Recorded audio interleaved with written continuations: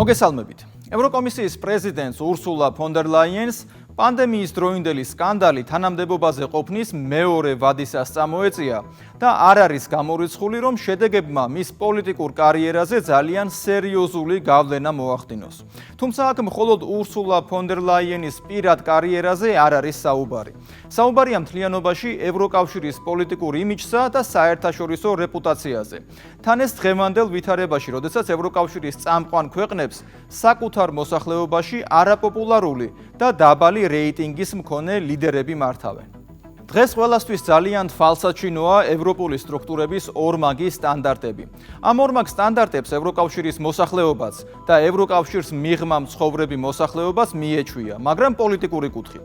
ძირითადად აქამდე ეს ყველაფერი სხვადასხვა საკითხებზე დამოკიდებულებას ეხებოდა ხოლმე.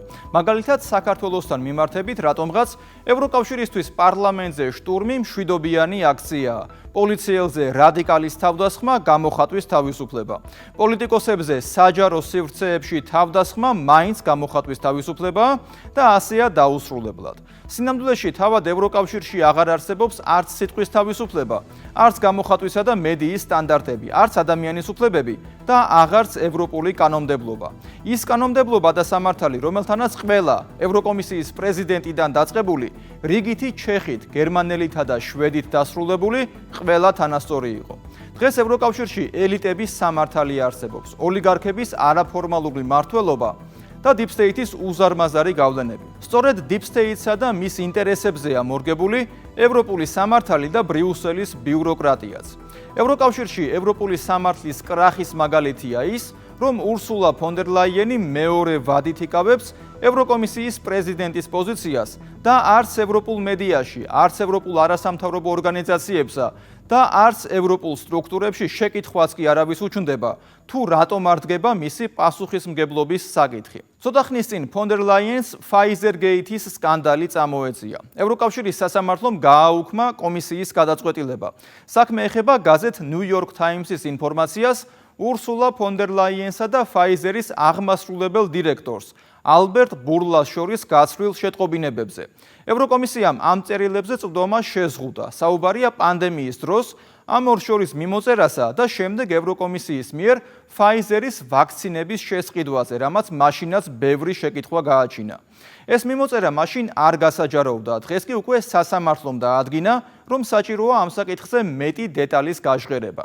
სკანდალის დასაწყისი, ანუ როგორც მედიაში ამბობენ, Pfizer-Gate-ის დასაწყისი 2021 წელია, როდესაც გაზეთ New York Times Pfizer-ის აღმასრულებელმა დირექტორმა ალბერტ ბურლამ გაკვრით უთხრა ინტერვიუში, რომ ფონ დერ ლაიენთან პირადი მიმოწერით სანდო ურთიერთობა დაამყარა და ამან ევროკომისიასა და მის კომპანიას შორის თანამშრომლობას ხელი შეუწყო.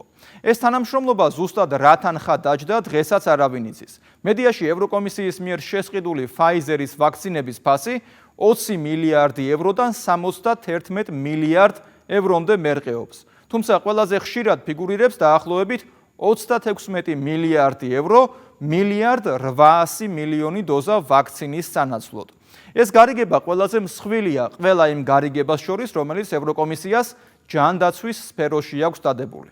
ფონ დერ ლაიენზე ეჭვები და განსაკუთრებით ფინანსების ხარჯვაზე შეკითხვები Pfizer-Gate-ით არ სრულდება. ფონ დერ ლაიენი 2013-2019 წლებში გერმანიის თავდაცვის მინისტრი იყო ანგელა მერკელის კანცლერობის პერიოდში.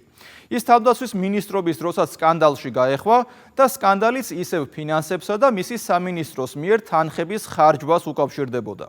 საუბარი ეხება 2019 წელს ბუნდესტაგში საგამოძიებო კომისიის შექმნას. 2018 წლის ბოლოს გერმანიის პროკურატურაში შევიდა ანონიმური განცხადება, რომელიც აუდიტის ფედერალური პალატის საიდუმლო ანგარიშს ეფუძნებოდა.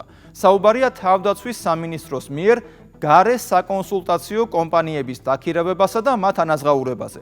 მაგალითად, 2015 წელს თავდაცვის სამინისტროს ასეთ გარე საკონსულტაციო კომპანიაზე დაუხარჯავს 100 მილიონი евро, მაგრამ ოფიციალური დეკლარაცია შედგენილია 2 მილიონ 200.000 ევროზე. 2016 წელს სამინისტრომ ისევ გარე საკონსულტაციო კომპანიაზე დახარჯა 150 მილიონი евро, მაგრამ ოფიციალური დეკლარაცია შედგენილია 2 მილიონ 900.000 ევროზე. საინტერესო დეტალია ისიც, რომ ერთ-ერთი საერთაშორისო საკონსულტაციო კომპანია Accenture-ის შემოსავალი გერმანიის თავდაცვის სამინისტროსთან თანამშრომლობაში 2014 წელს იყო დაახლოებით 9 მილიონი евро. მაშინ, როდესაც ეს რიცხვი 2018 წელს 20 მილიონი евро გახდა, ანუ 4 წელიწადში თანამშრომლობიდან შემოსავალი 40-ჯერ გაეზარდა კომპანიას. სწორედ ასეთი სკანდალები არის იმის ერთ-ერთი და არა ერთადერთი მაგალითი, რომ ევროკავშირი სრულიად დაშორდა თავის საწყის პრინციპებს და Deep State-ის სათამაშოდ იქცა გლობალური ინტერესების მიღწევაში. შესაბამისად, ყველაფერი ევროპული გახდა ყოფილი ევროპული. დღეს ევროკავშირში ეროვნულ და სახელმწიფოებრივ ინტერესებზე მაღლა ევროპული სტრუქტურები დგანან, როგორც ზესახელმწიფოებრივი და ზეეროვნული სტრუქტურები. Deep State-ის მიერ კონტროლირებადი მედიის, არასამთავრობო ორგანიზაციებისა და ბრიუსელის ბიუროკრატიის პირობებში ევროკავშირი გლობალისტურ და ნეოლიბერალურ დღის წესრიგს მიჰყვება, რამაც ევროპა ყოფილ ევროპად აქცია. ურსულა ფონ დერ ლაიენის ფინანსური სკანდალების შესახებ ნახეთ ანი ნადირაშვილის სიუჟეტი. ჩვენ უკვე წლებია ვუყურებთ ფონ დერ ლაიენს წითელ ხალიჩაზე, სხვადასხვა ტრიბუნაზე, სხვადასხვა შეხვედრაზე. ხან გაღიმებულია, ხან დაფიქრებული. მაგრამ როგორც ჩანს, ძალიან მალე მას სასამართლო დარბაზში ვიხილავთ. She has broken the law. In other words, she's guilty. 2025 წლის 14 მაისს ევროკავშირის სასამართლო ევროკომისიის პრეზიდენტის წინააღმდეგ გადაწყვეტილებას იღებს და ადგენს, რომ ევროკომისიის უარი The New York Times-ის მოთხოვნაზე უკანონოა. სასამართლოს გადაწყვეტილებიდან ციტატა პოლიტიკოს მოჰყავს. კომისიამ დაარღვია კეთილსინდისიერი ადმინისტრირების პრინციპი, როდესაც უბრალოდ მოჰყავდა არგუმენტად მოთხოვნილი დოკუმენტების არარსებობა, ყოველგვარი განმარტების გარეშე თუ რატომ ვერ მოიპოვეს ისინი. კოვიდის დროს Pfizer-თან SMS-ებით გაფორმებული მიღწეული 35 მილიარდიანი შეთანხმება და მიმოწერის დამალვა შესაძლოა ურსულა ფონ დერ ლაიენის კარიერაში ბოლო აკორდი იყოს. არადა ყველაფერი ემოციური პიარით დაიწყო. მაშინ ეს კადრი ევროპელებში ალბათ თბილ გრძნობებს აღწრავდა, მაგრამ ახლა ყველასთვის გასაგები ხდება. ფონ დერ ლაიენს სუფთა ხელებითაც შეუძლია გიგანტური კორუფციული სქემის გაჭიმვა. მაშინაც კი, როცა ევროპელები სიცოცხლისთვის იბრძოდნენ, ლაიენი აჩვენებს, რომ დროს და კონტექსტს მნიშვნელობა არ აქვს. ნებისმიერ სიტუაციაში შეუძლია ნახოს მოგება. კოვიდის დროს ის 35 მილიარდიან კონტრაქტს აფორმებს. კონტრაქტთან დაკავშირებით კი საუბარი არ სურს. მიმოწერის გასაჯაროებაზე უარს ამბობს. პოლიტიკო წერს. დოკუმენტებზე წუდომის მოთხოვნა 2022 წელს New York Times-ის ჟურნალისტმა მატინა სტევის გრინდნეფმა დააყენა. მან მოითხოვა წოდომა ურსულა ფონ დერ ლაიენსა და Pfizer-ის აღმასრულებელ დირექტორ ალბერტ ბურლას შორის კომუნიკაციებზე, მათ შორის ტექსტურ შეტყობინებებზე. ევროკომისიამ თავდაპირველად განაცხადა, რომ ეს შეტყობინებები არ მიეკუთვნებოდა დოკუმენტების კატეგორიას. მეით სიმფლის წამყვანი ამბობს, რომ ჟურნალისტმა მიმოწერის გასაჯაროება ისევ ევროკავშირის მიერ დადგენილი რეგულაციების თანახმად მოითხოვა. თუმცა ფონ დერ ლაიენმა უჩვეულო პასუხი გასცა. ევროკომისიამ განაცხადა, რომ ეს შეტყობინებები დაკარგულია. გაქრა, ძალიან საეჭვოა რა. რა თქმა უნდა, ამან საზოგადოებრივი აღშფოთება გამოიწვია. ეს ნამდვილად არ არის კარგი იმიჯი ფონ დერ ლაიენისთვის და პირდაპირ რომ ვთქვათ, ის არ უნდა აფორმებდეს მრავალ მილიარდიან ევრო გადაწყვეტილებებს WhatsApp-იდან SMS-ით. შემდეგ კი შემთხვევით კარგავდეს ამ შეტყობინებებს. სკანდალს მეინსტრიმული მედია Pfizer-Gates უწოდებს და კითხვებზე პასუხების მიღებას ცდილობს. პოლიტიკო კითხულობს. Pfizer-Gate ვიხილავთ ოდესმე ფონ დერ ლაიენის მესიჯებს. ევროაქტივი აფასებს. Pfizer-Gate და ფონ დერ ლაიენის პოლიტიკური ხანგრძლივი კოვიდი.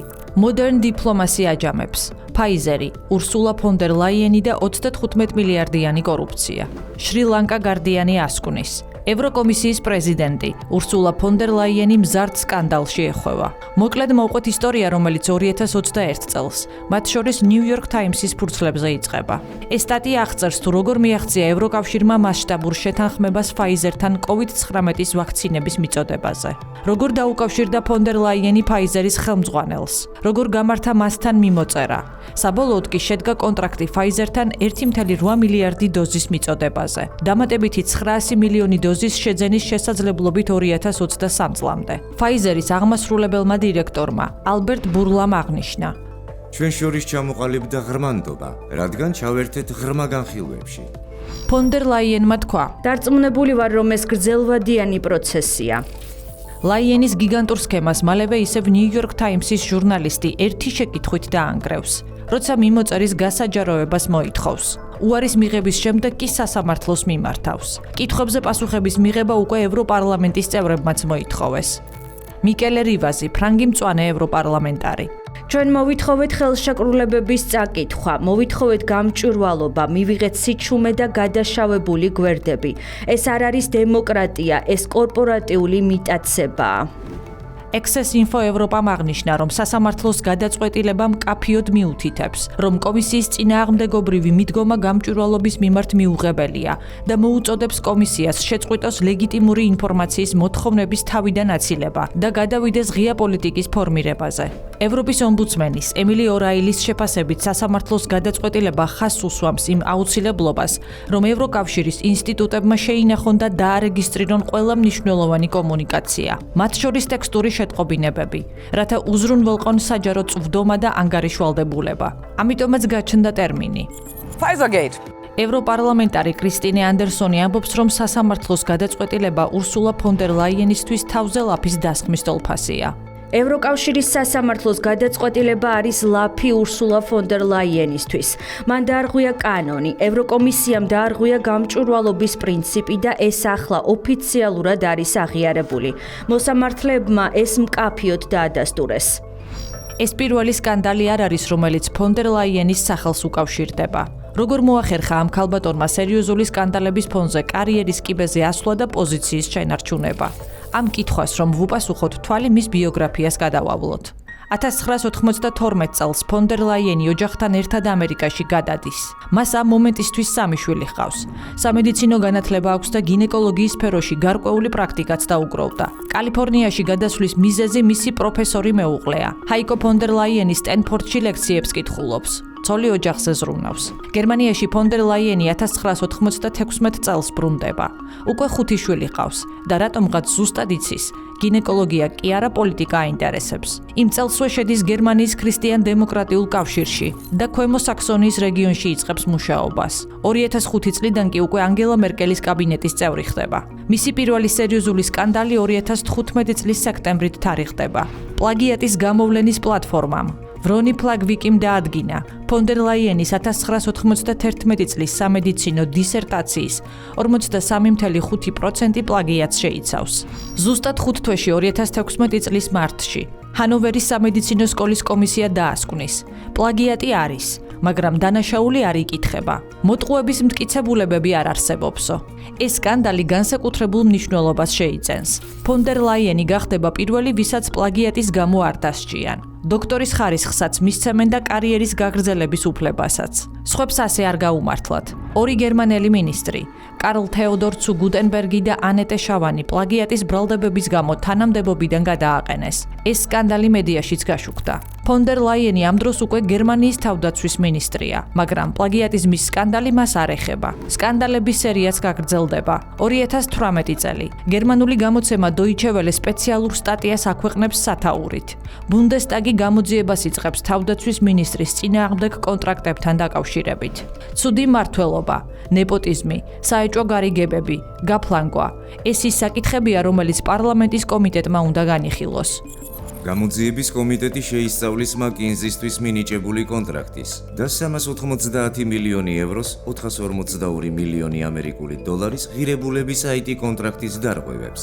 ასევე გამოიძიონ ჰქონდა თუ არა ფონ დერ ლაიენს ნეპოტიზმის ნიშნები, როცა დანიშნა კატრინ სუდერი, ყოფილი მაკინზის კონსულტანტი თავის მოადგილედ, თავდაცვის სამინისტროს შეიარაღების შესყიდვების განყოფილების ზედამხედველობისთვის.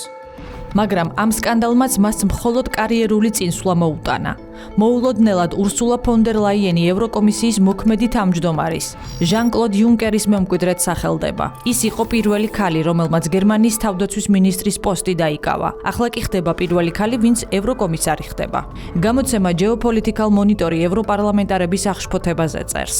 დეპუტატებს ფონ დერ ლაიენის არც გამოცდილება მოსწონთ, არც რეპუტაცია და არც იმიჯი. მაგრამ ევროპარლამენტის წევრები აღშფოთებულნი არიან იმით, რომ საბჭომ აირჩია კანდიდატი, რომელიც არ არის ყოფილი სახელმწიფოს მეთაური და რომელიც აქამდე არ ფიგურირებდა ევროპულ საარჩევნო კამპანიებში. სიტუაციას ამძაფრებს ისიც, რომ ფონ დერ ლაიენს არასდროს უმუშავია ევროკავშირის სტრუქტურებში. ამას ემატება გერმანიის შეიარაღებული ძალების არასაკმარისი დაფინანსებისა და უზრუნველყოფის შესახებ კრიტიკა. მაგრამ ის კარიერულ კიბეზე მაინც თავდაჯერებულად ავა. 2023 წელს ფონ დერ ლაიენს ბელგიის მოქალაქემაც უჩივლა. Brussels Times-ი წერს: ფრედერიკ ბალდანმა ფონ დერ ლაიენის წინააღმდეგ სისხლის სამართლის საჩივარი შეიტანა თანამდებობის ბოროტად გამოყენების, საჯარო დოკუმენტების განადგურებისა და კორუფციის ბრალდებით, რაც ფაიზერის აღმასრულებელ დირექტორ ალბერტ ბურლასთან ვაქცინის კონტრაქტებზე ტექსტური შეტყობინებების საშუალებით მოლაპარაკებით იყო გამოწვეული. კიდევ ერთი შემთხვევა. 2024 წელს ფონ დერ ლაიენმა მისი თანაპარტიელი, გერმანელი პოლიტიკოსი მარკუს პიპერი მცირე და საშუალო ბიზნესის საკითხებში სპეციალურ წარმომადგენლად დანიშნა და ხელფასით სარფიანი დაუნიშნა 17,000 евро. ბრალდებებიც მაშინვე გაჩნდა. ითქვა, რომ ეს დანიშვნა ნეპოტისტური კავშირების საფუძველზე მოხდა და არაპროფესიული კვალიფიკაციის მიხედვით. გამოცემა შრი-ლანკა გარდიანი მის გადაწყვეტილებას საკამათო ქმედებას უწოდებს. პროტესტი იმდენად სერიოზულ ფორმას მიიღებს, რომ საფრანგეთის კომისარი თანამდებობას ტოვებს. მიუხედავად იმისა, რომ გავრცელებული ინფორმაციის სხვა კანდიდატებმა უფრო მაღალი ქულები მიიღეს შერჩევის პროცესში, ფონ დერ ლაიენის გადაწყვეტილებამ გამოიწვია ბრალდებები ფავორიტიზმისა და მიკერძოების შესახებ. მდგომარეობა გამწვავდა მას შემდეგ, რაც საფრანგეთის კომისარმა ტიერი ბრეტონმა 2024 წლის სექტემბერში თანამდებობა დატოვა ფონ დერ ლაიენის საეჭვო მმართველობის მიმართ არსებული შეშფოთების გამო. სკანდალების მთელი ნაკრების მიუხედავად, ის კვლავად შეძლებს თანამდებობის შენარჩუნებას და ევროკომისიის პრეზიდენტი მეორე ვადით გახდება. 2025 წელს კი საქმეში სასამართლო ჩაერევა. ახლა მას ვალდებულება აქვს საიდუმლო მიმოწერა გაასაჯაროვოს. ეს უკვე ბუნდესტაგის კომისია არ არის. მოუწევს დამაჯერებელი პასუხი გასცეს ყველა შეკითხვას. ამას ემატება ფონდებთან დაკავშირებული ახალი სკანდალი, რომელსაც ლოგოს პრესი ავრცელებს. სტატიის მიხედვით ევროკომისიამ ფონ დერ ლაიენის ხელმძღვანელობით გარემოს დაცვისთვის განკუთვნილ ევროკავშირის ფონდს ნაწილობრივ მედიაში პროპაგანდისთვის იყენებდა. ევროკომისიამ აღიარა, რომ გარემოს დაცვის პროგრამა LIFE-ის ფარგლებში დაფინანსებულმა ორგანიზაციებმა ევროკავშირის სახსრები გამოიყენა კლიმატის პოლიტიკის კონსერვატიული კრიტიკოსების წინააღმდეგ კამპანიისთვის. თანხების ნაწილი წავიდა არასამთავრობოებზე, რომლებიც ეკოლოგიასთან კავშირში არ იყვნენ და ლობისტური აქტივობებისთვის გამოიყენეს. სკანდალი გაამწვავა იმ ფაქტმა, რომ NGO-ების დაახლოებით მესამედი დაფინანსების წყაროს არასაჯაროებს. ავსტრიელი მკითხველები ამ ფაქტით განრისხდნენ, რაც ევროკავშირისადმი უნდობლობას აძლიერებს. როგორც ხედავთ, ამერიკიდან დაბრუნების შემდეგ გინეკოლოგმა ქალმა თავბრუდამხვევი კარიერა გაიკეთა. სერიოზული ბრალდებებისა და სერიოზული ფაქტების მიუხედავად მაინც წინ მიიწევდა. მასთან ერთად კი ევროკავშირში წინ მიიწევდა გლობალური ომის პარტიის დღის წესრიგი. Deep State-ი ღია საზღვრების პოლიტიკას უჭერდა მხარს. ფონ დერ ლაიენიც ამ დღის წესრიგზე გადადის. ამ ინტერესს ლობირებს 2015 წელს როგორც გერმანიის თავდაცვის მინისტრი. 2019 წლიდან კი უკვე როგორც ევროკომიტეტის პრეზიდენტი. ევროკავშირის ყველა წევრ ქვეყანას ავალდებულებს მიიღოს მიგრანტები სირიიდან, აფრიკიდან, ავღანეთიდან და უკრაინიდან. ფონ დერ ლაიენი ლობირებს აქტიურად მწვანე პოლიტიკის თემას. შედეგად, 2023 წელს გერმანია ოფიციალურად დახურავს თავის ბოლო 3 ატომურ ელექტროსადგურს. შედეგად ევროკავშირის ენერგეტიკული უსაფრთხოება იშლება, ელექტრომატარებლები კი ძვირდება. მით უფრო უკრაინის ომის ფონზე, რომელსაც ურსულა ფონ დერ ლაიენი ასევე დიდი მონდომებით და ენერგიით ლობირებს. ასე რომ სწორედ ის წარმოადგენს გლობალურ ომის პარტიას ევროპაში. ამიტომაც მას არ ეხება არც სკანდალი და არც მილიარდიანი კონტრაქტის საეჭვო ფორმა თუ შინაარსი. ის ევროპას ომისკენ ეკაჩება და 800 მილიონიანი გადაიარაღების იდეას ლობირებს. თუმცა ევროპას ამდენი მიგრანტების, სანქციების, ომისა და ენერგოკრიზისის ფონზე არანაირი რესურსი არ გააჩნია. მაგრამ Deep State-ის მარიონეტი რეალობას რა თქმა უნდა ვერც ხედავს და არც ანგარიშს უწევს. ევროპარლამენტარი ჰარალდ ვილიმსკი დღეს ევროპაში არსებული ზოგიერთი სიტუაცია იმდენად არარეალურია, იმდენად გიჟური, იმდენად სავსე პოლიტიკური გარყვნილებით, რომ რთულად თუ გავიხსენებთ ისტორიაში ანალოგიურ მდგომარეობას.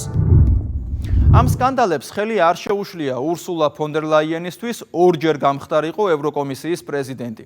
მის დანიშვნაში და ლობირებაში გლობალური ომის პარტიის კვალი ნათლად ჩანს. სწორედ იმ გადაწყვეტილებებით, რასაც ფონ დერ ლაიენი ევროკომისიის პრეზიდენტობის დროს იღებდა და იღებს.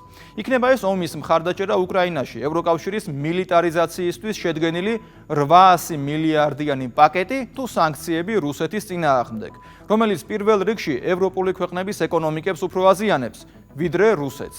აქვე უნდა აღვნიშნოთ ფონ დერ ლაიენის მიერ ეგრეთ წოდებული მწვანე პოლიტიკის ლობირება, რომელმაც არაერთი ევროპული ქვეყნის უსაფრთხოება მოარღვია. საფრანგეთში მარინ ლე-პენს საჯარო თანამდებობის დაკავება 5 წლით აეკრძალა.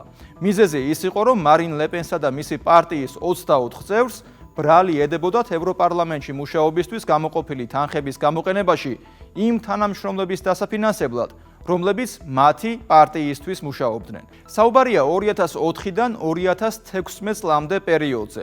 ანუ რა გამოდის, მარინ ლე-პენს 2027 წლის საპრეზიდენტო არჩევნებში მონაწილეობა აუკრძალეს იმის გამო, რომ ევროპარლამენტში მუშაობისას მისი პარტიის დეპუტატებს ასისტენტებად ისევ პარტიის წევრები აუყვანიათ, რასაც ევროპარლამენტში იმ პერიოდში თითქმის ყველა აკეთებდა. ფონ დერ ლაიენის ჯერ თავდაცვის მინისტრობასთან და შემდეგ ევროკომისიის პრეზიდენტობის პერიოდში ათეულობით მილიონ ევროზე შეკითხვები ჩნდება და არც გამოძიება არსებობს, არც მომჩივანი და არც არასამთავრობო ორგანიზაცია, რომელიც შეკითხვას მაინც დასვამს. თუ რას ეხება ეს სკანდალები და ვინ შეიძლება იყოს დამნაშავე, ან რა შეიძლება იყოს ურსულა ფონ დერ ლაიენის როლი ამ სკანდალებში. მე იოანე შაიშმელაშვილი ვარ. კვირაში 4 ჯერ 21 საათსა და 15 წუთზე. უყურეთ ევროკრატიას.